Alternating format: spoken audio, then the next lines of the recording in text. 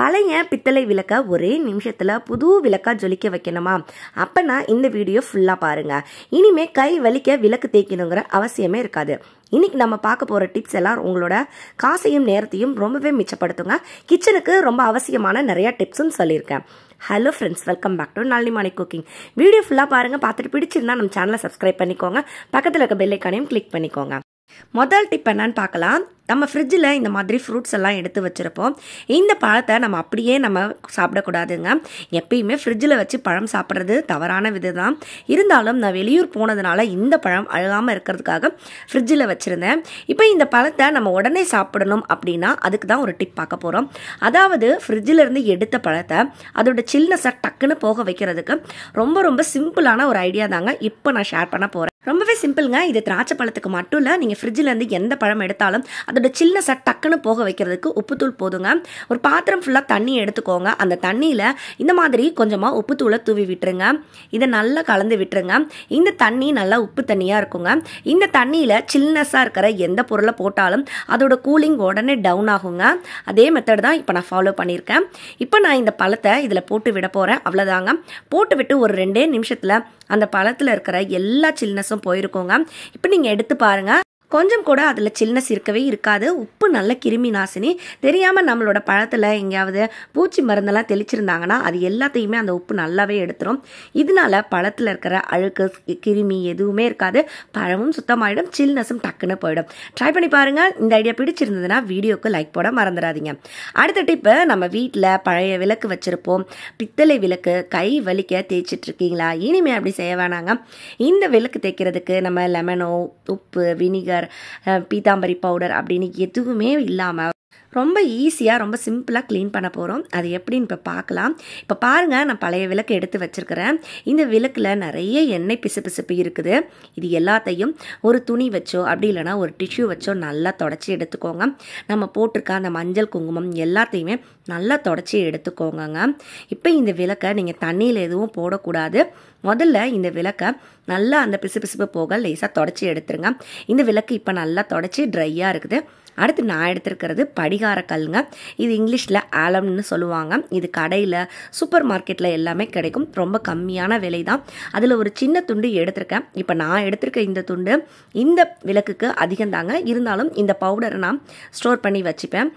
நம்ம எடுத்துருக்கிற அந்த படிகார கட்டியில் ஒரு சின்ன கட்டியை இந்த மாதிரி ஒரு பேப்பரில் வச்சு நல்லா பவுடர் பண்ணி எடுத்துக்கோங்க. நீங்கள் மிக்சியில் போட்டுக்கூட இதை நல்லா நைஸாக அரைக்கலாம். கண்டிப்பாக நல்லா நைஸாக பொடி பண்ணி எடுத்துக்கோங்க. இப்போ இதை வேற ஒரு டப்பாவில் மாற்றி வச்சுக்கலாங்க. இந்த பவுடரை நீங்கள் மொத்தமாக கூட அரைச்சி ஒரு டப்பாவில் போட்டு ஸ்டோர் பண்ணி வச்சுக்கலாம். எப்பெல்லாம் நீங்கள் பித்தளை விளக்கு க்ளீன் பண்ணணும்னு நினைக்கிறீங்களோ அப்போல்லாம் இந்த மெத்தடில் இதை க்ளீன் பண்ணலாங்க. இப்போ நம்ம எடுத்து வச்சுருக்கிற அந்த பொடி பண்ண அந்த படிகார பவுடரை அப்படியே அந்த பித்தளை சாமான் மேலே போட்டு விட்டுக்கோங்க. நான் இப்போ பித்தளை தட்டும் பித்தளை காமாட்சி அம்மன் விளக்கும் எடுத்திருக்கேன். இது எல்லாத்துலேயும் இந்த பொடியை நல்லா தூவி விட்டுருங்க. தூவி விட்டுட்டு உங்களோட விரல்களால் இந்த மாதிரி நல்லா அந்த விளக்கோட எல்லா பகுதியிலையும் படுற மாதிரி தேய்ச்சி விட்டுருங்க. இப்போ ஒரு 5 நிமிஷம் அப்படியே விடுங்கங்க. எந்த விதத்துலையும் டிஸ்டர்ப் பண்ணாதீங்க. மறந்தும் தண்ணியை தெளிச்சிடாதீங்க. இப்போ ஒரு 5 நிமிஷம் ஆயிடுச்சுங்க. இப்போ இந்த விளக்கை நம்ம க்ளீன் பண்ண ஸ்டார்ட் பண்ணலாம். இப்போ நம்மளோட கையை இந்த மாதிரி வச்சு லேசாக தேய்ச்சி கொடுத்தாலே அந்த விளக்கில் இருக்கிற அந்த எண்ணெய் பிசுப்பு நம்ம வச்சுருந்த அந்த மஞ்சள் குங்குமம் எல்லாமே அழகாக க்ளீன் ஆகிடுங்க. அது மட்டும் இல்லை, நம்மளோட விளக்கு புதுசில் வாங்கும்போது எப்படி இருந்துச்சோ அதே மாதிரி மாறும். நல்லா தங்க மாதிரி இருக்குங்க. நம்பவே மாட்டீங்க. நீங்கள் இதை செஞ்சு பார்த்தால் மட்டும்தான் உங்களுக்கு இது புரியும். என்னடா இவங்க இதில் தேய்ச்சா எப்படி விளக்கு பளிச்சுன்னு ஆகும்னு யோசிப்பீங்க. இந்த படிகாரக்கல் நல்லாவே நம்மளோட பித்தளை சாமானை க்ளீன் பண்ணி கொடுக்குங்க. நீங்களே பாருங்கள், நான் தேய்க்கவே அந்த விளக்கு எப்படி நல்லா ஷைனாக வருதுன்னு. இதே மாதிரி நீங்களும் தேய்ச்சிக்கோங்க. இது போல் நீங்கள் தேய்க்கும் போது டக்குன்னு நம்மளோட விளக்கை நம்ம புதுசு மாதிரி ஆக்கலாம். இப்போ இந்த விளக்கு ஃபுல்லாக நான் இதே மெத்தடில் நல்லா தேய்ச்சி கொடுக்குறேங்க. நீங்கள் உங்கள் கையில் தேய்க்கிறதுக்கு கஷ்டமாக இருக்குன்னா சுத்தமான காட்டன் துணி வச்சு கூட தேய்க்கலாங்க. நான் இந்த மாதிரி தேய்ச்சி ஃபுல்லாகவே எடுத்துட்டேன். இந்த விளக்கு அந்த தட்டுன்னு எல்லாத்தையுமே நான் இதே மெத்தடில் தான் தேய்ச்சேன்.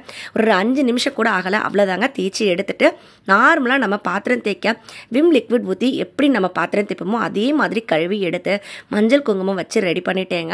5 நிமிஷத்தில் நல்லா பழைய பித்தளை சாமான புதுசாக்க இதை ட்ரை பண்ணுங்க. ரொம்ப யூஸ்ஃபுல்லாகவும் எஃபெக்டிவாக இருக்கும்.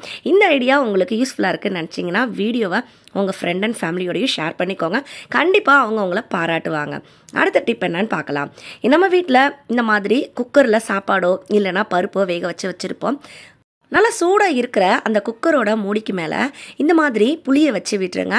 எதுக்காக வைக்கிறோன்னா, சில நேரம் நம்ம குழம்புக்கு புளி ஊற வைக்க மறந்துருப்போம். குழம்புக்கோ ரசத்துக்கோ ஊற வைக்க மறந்துட்டோன்னா சுடு தண்ணி ஊற்றி அந்த புளியை நல்லா நம்ம சாஃப்ட் பண்ணுவோம். அதுக்கு பதிலாக சூடாக இருக்க இந்த போல் பாத்திரம் மேலே வைக்கும்போது அந்த புளி நமக்கு டக்குன்னு சாஃப்ட் ஆயிருங்க. இப்போ நீங்கள் பாருங்கள், வச்சு ஒரு 2 நிமிஷம் தான் ஆகும். இந்த புளியை தொட்டு பாருங்கள், நல்லா சூடாகவும் இருக்கும், அதே சமயத்தில் நல்லா சாஃப்டாக இருக்குங்க. இப்போ இந்த புளியை நம்ம எடுத்துடலாம். இதை நம்ம ஒரு பாத்திரத்தில் போட்டுட்டு சாதாரண பச்சை தண்ணி தான் ஊற்றியிருக்கேன். நல்லா இப்போ உங்கள் கைகள்னால பிசைஞ்சு பாருங்கள். டக்குன்னு புளி ஊற வைக்கிறதுக்கு இந்த ஐடியா ரொம்பவே யூஸ்ஃபுல்லாக இருக்கும். புளி ஊற வைக்க மறந்துட்டிங்கன்னா இது போல் சூடான பாத்திரத்தை இந்த மாதிரி பயன்படுத்திக்கோங்க. அடுத்த டிப் என்னன்னு பார்க்கலாம். நம்ம எல்லார் வீட்லேயுமே இந்த மாதிரி ஒரு தப்பை செய்வோங்க. நம்ம வீட்டில் புலாவோ பிரியாணியோ பண்ணுறோம் அப்படின்னா குக்கர்லேருந்து திறந்த உடனே நம்ம ஒரு கரண்டியை போட்டு கிளறுவோம். எப்பயுமே சாப்பாடு இருக்கிற அந்த கரண்டியை உடனே இது போல் புலாவ் ஐட்டமில் போடாதீங்க. அதுக்கு பதிலாக இந்த மாதிரி ஃபோர்க் ஸ்பூன் எடுத்துக்கோங்க. நல்லா மேலாக்கில் இந்த மாதிரி குத்தி பெரட்டி விடுங்கங்க. நம்ம பெரட்டுறதும் கண்டிப்பாக செய்யணும். ஆனால் நம்ம இந்த மாதிரி மேலாக்கில் பெரட்டும் போது அந்த சாப்பாடு எதுவும் உடையாது. அதே மாதிரி குக்கர்லேருந்து திறந்த உடனே நம்ம சாப்பாடை சர்வ் பண்ணக்கூடாதுங்க. ஒரு 5 நிமிஷம் கழித்து சர்வ் பண்ணுங்க. அது வரையும் இந்த குக்கரில் தட்டு போட்டு மூடாமல் வச்சுருங்க. அதுக்கப்புறம் சர்வ் பண்ணி பாருங்கள், சாப்பாடு நல்லா உதிரி உதிரியாக இருக்கும். அடுத்த டிப் என்னன்னு பார்க்கலாம். அடுத்த டிப்புக்கு நான் இந்த மாதிரி வேஸ்ட்டான 2 டப்பா எடுத்திருக்கேன். நம்ம ஹோட்டலில் ஃபுட் எதுவும் வாங்கினோன்னா இது போல் டப்பா கிடைக்கும். நீங்கள் ஐஸ்கிரீம்லாம் வாங்கினீங்கன்னா கூட இந்த மாதிரி டப்பா கிடைக்கும். அப்படி இருக்கிற டப்பா இருந்தால் கூட எடுத்து வச்சுக்கோங்க. அதை வேஸ்ட் பண்ணாதீங்க. அதை எப்படி ரீயூஸ் பண்ணலான்னு இப்போ நம்ம பார்க்கலாங்க. பொதுவாக நம்ம வீட்டில் இந்த மாதிரி சின்ன டப்பா நம்ம கிச்சனில் வச்சுக்கிட்டோன்னா இது அதிக அளவு இடத்த அடைக்காதுங்க. அதுக்குள்ளே இந்த மாதிரி ஒரு பாலித்தீன் கவரையும் போட்டு விட்டுருங்க. காலையில் நீங்கள் பால் காய்ச்சும் போது இது போல் ஒரு டப்பாவில் ஒரு கவர் போட்டு ரெடி பண்ணி வச்சுக்கோங்க. இது எதுக்காக செய்கிறோன்னா, நம்ம வீட்டில் இந்த மாதிரி சமையலுக்கு காய்கறியெல்லாம் கட் பண்ணுவோம். இந்த காய்கறி தோலெல்லாம் நம்ம தனியாக ஒரு பாத்திரத்துலேயோ தட்டுலேயோ எடுத்து வச்சுட்டே இருப்போம். இது போல் வைக்கும்போது அந்த பாத்திரத்தை மறுபடியும் நம்ம தேய்க்கிறதா இருக்குங்க. அதுக்கு பதிலாக இந்த மாதிரி டப்பாவில் கவர் போட்டு வச்சுட்டோன்னா இந்த டப்பாவும் அழுக்காகாது. இந்த கவரில் இருக்கிறதுனால அப்படியே இந்த கவரை நம்ம டிஸ்போஸ் பண்ணிடலாம். அது மட்டும் இல்லை, இப்போ நீங்கள் காலையில் வேலை முடிச்சிட்டிங்கன்னா இந்த மாதிரி அந்த கவரை சுற்றி வச்சிட்டோன்னா இந்த தோலில் கொசுன்னு எதுவும் உக்காராதுங்க. இப்போ பாருங்கள், நாள் ஃபுல்லாக நான் எடுத்து வச்சுருக்கேன், எவ்வளோ நீட்டாக இருக்குன்னு. ஒரு கொசு கூட அது பக்கத்தில் இல்லவே இல்லை. நம்ம வேலையெல்லாம் முடிச்சதுக்கப்புறம் இதை அப்படியே நம்ம எடுத்து போய் டஸ்ட்பினில் போட்டுடலாங்க. இந்த டப்பாவையும் நம்ம வாஷ் பண்ணணுங்கிற அவசியம் இருக்காது.